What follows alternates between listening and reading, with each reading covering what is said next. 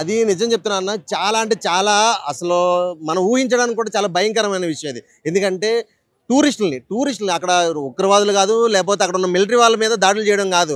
టూరిస్టులు అమాయక ప్రజల మీద దాడి చేయడం అది చాలా అమానుషం అని చెప్పాలి. ఎందుకంటే అది కూడా ఇంకోటి ఏంటంటే మెయిన్ అన్న రిలీజియన్ చెక్ చేసుకుని ప్యాంటలు కూడా తీసి రిలీజియన్ చెక్ చేసుకుని చేయడం అనేది ఇది చాలా దారుణమైన విషయం. అండ్ భర్తలను చంపి భార్యలతోటి వెళ్ళి నీ మోడీ చెప్పుకో అనే మాట ఇది ఏంటంటే కేవలం ఒకరి మీద కక్ష సాధింపుగా లేకపోతే ఏంటి ఇది అంటే మోడీ మీద మేము ఇది భారతదేశానికి ఒక వార్నింగ్ అనుకోవాలా లేకపోతే ఏమనుకోవాలా అయితే నాకు అర్థం కాలేదు. ఇది చాలా అమానుషమైన ఘటన జరిగింది ఆ రోజు నిన్న.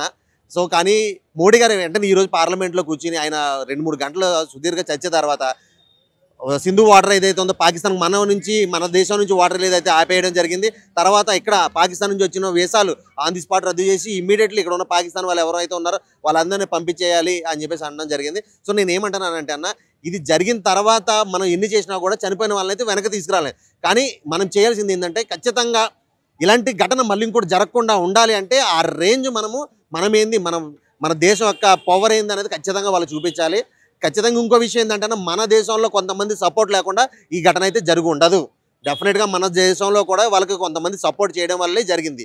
కాబట్టి ఇక్కడ ఎవరు సపోర్ట్తో వీళ్ళు వచ్చారు, ఎవరు సపోర్ట్తో ఇది జరుగుతుంది అనేది కూడా మన వాళ్ళు తెలుసుకోవాలి. మన గవర్నమెంట్ వాళ్ళు తెలుసుకోవాలి. ఖచ్చితంగా వాళ్ళని కూడా శిక్షించాలి, ఎవరిని కూడా వదలకూడదు. అండ్ ఇంకోటి ఏంటంటే వాళ్ళని అరెస్ట్ చేసి పట్టుకొచ్చి జైల్లో పెట్టడం, జైల్లోకి పెట్టి మేపడం కాదు, కనపడ్డట్టు ఎన్కౌంటర్ కింద నరికి చంపి పడేస్తేనే కానీ భయం రావాలన్న. మెయిన్ ఏంటంటే భయం రావాలి. ఎవరే ఇండియాలోకి వెళ్ళి మనం ఏదైనా ఒక చిన్న అటాక్ చేస్తే దాని ప్రత్యామ్నాయం ఎలా ఉండబోతుంది అని ఒక భయం వాళ్ళ మనం కలిగిన రోజున ఇవన్నీ ఆగుతాయి అన్న. డెఫినెట్గా ఖచ్చితంగా మనమైతే మాత్రం మోడీ గారు అయితే మాత్రం ఖచ్చితంగా చేసి చూపిస్తారని మేము అనుకుంటాం. ఎందుకంటే లాస్ట్ టైం ఆల్రెడీ February 14న మనం మిలిటరీ ఆర్మీ కొంతమంది వెహికల్ వెళ్తుంటే చంపిన వాళ్ళని అందరినీ వాళ్ళ ప్లేస్లోకి వెళ్ళి మరీ చంపి వచ్చారు చూడన్న. అది ఖచ్చితంగా ఈసారి కూడా ఆల్రెడీ జరుగుతున్నాయి. పాపం ఆల్రెడీ మన మిలిటరీ వాళ్ళు కూడా పోరాడుతున్నారు, కాల్పులు జరుగుతున్నాయి. అందులో మన మిలిటరీ వాళ్ళు కూడా కొంతమంది చనిపోతున్నారు.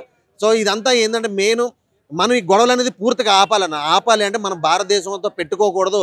వాళ్ళతో పెట్టుకుంటే మనకి నష్టం అనే విధంగా మనం గవర్నమెంట్ ఎప్పుడైతే చేస్తుందో ఆల్రెడీ చేస్తుంది కానీ ఇంకా ఖచ్చితంగా సరిపోవట్లేదు. ఇది ఇలాగే జరిగితే కనీసం ఖచ్చితంగా యుద్ధాలు అనేవి జరుగుతాయి. యుద్ధాల దాకా పోకూడదని మనం ఆగుతున్నాము. కానీ వాళ్ళు యుద్ధాలకి పోవాలి అని అనుకుంటున్నారు, ఏందో తెలియదు. కానీ ప్రతిసారి ఏదో ఒక టైం చూసుకుని మన భారతదేశం మీద అటాక్ చేయడం అనేది జరుగుతుంది. సో ఇదైతే మనం ఖచ్చితంగా ఖండించాల్సిన విషయం. చనిపోయిన వాళ్ళకి అయితే మాత్రం అది వాళ్ళని తిరిగి తీసుకురాలేము.